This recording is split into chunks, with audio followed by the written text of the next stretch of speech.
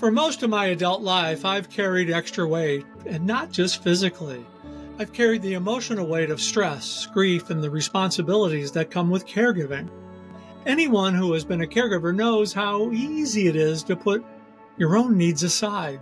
Meals are skipped and then replaced with snacks, and sure, have another order of French fries, I used to say. Movement takes a back seat. Sleep becomes elusive. Self-care, self-compassion feels optional, even selfish. And then comes the grief, the loss, the silence after caregiving ends when you go from being needed every moment of every day to suddenly not. The shift is jarring, challenging as the life you once knew is no longer there. And it's not uncommon to turn back to what's familiar and comforting in the face of that pain. Food, bad habits, avoidance. That's how the weight crept on slowly over time. And with it came atrial fibrillation and the mounting health concerns that couldn't be ignored. After my ablation procedure in 2021, I started to get some relief from my atrial fibrillation.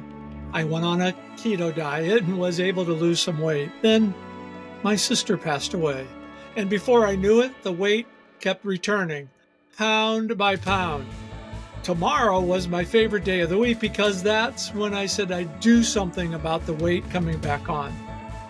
But what happens if tomorrow never comes?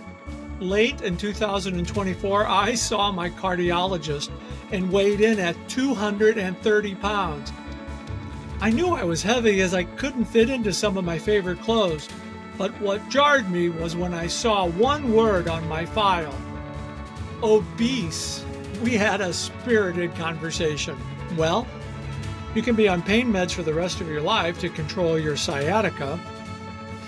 I can install another loop recorder to monitor your AFib. You can stay on meds for the rest of your life to control your AFib. Or you can be more proactive and take better care of yourself, lose some weight, and get in better physical shape. The decision is yours, the cardiologist said. After that visit with the cardiologist and quite a bit of soul searching, I shifted my mindset from something like I felt like I had to do to something that I wanted to do, because I never wanted to see the word obese next to my name again. I decided to try something new: Zepbound, a GLP-1 medication designed to support weight loss and metabolic health. It wasn't a quick fix. I didn't want a quick fix. What I needed was a reset, something to help me break free from emotional eating and make better choices in a sustainable way. Zepbound gave me the space to pause, to think before reacting to stress or sorrow with food.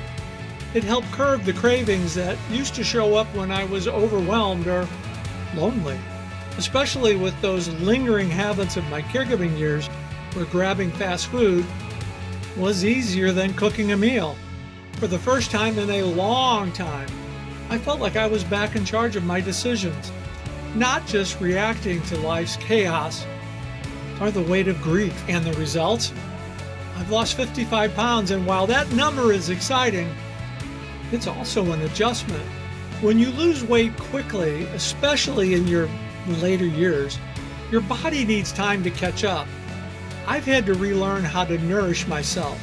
More protein, fewer empty carbs, careful attention to hydration and electrolytes, especially with AFib in the background. I had to learn this the hard way after falling in my home. Being heavy is never easy, but when you're older, the risks are compounded. The joints hurt more, the heart works harder, the margin of error gets thinner, no pun intended. That's why I say this now with deep conviction. This transformation is not about image, it's about quality of life. It's not a diet, it's a mindset, a shift in how I relate to food, to stress, to loss, and most importantly, to myself. And honestly, that's the most powerful part of this journey. My biggest thrill in losing all this weight is I was able to fit into my original purple jacket, the one I wore during my earliest days as a caregiver advocate, the one that became the symbol for the Purple Jacket blog and the place where I found my voice as a caregiver advocate with my now deceased partner, Richard Schiffer. I hadn't worn the original purple jacket in over 20 years because I couldn't fit into it. Oh, I've tried time and time again to get into this jacket, and I have a few imposters in the closet, but I haven't been at the same weight as I was when I purchased the jacket over 20 years ago until recently when I hit my goal weight with the help of Zepbound. Fitting into the purple jacket again wasn't just a physical milestone. It was a moment of coming home, a reminder of where I started, what I've overcome, and how far I've come in body, mind, spirit, and in purpose. Zepbound didn't do it for me.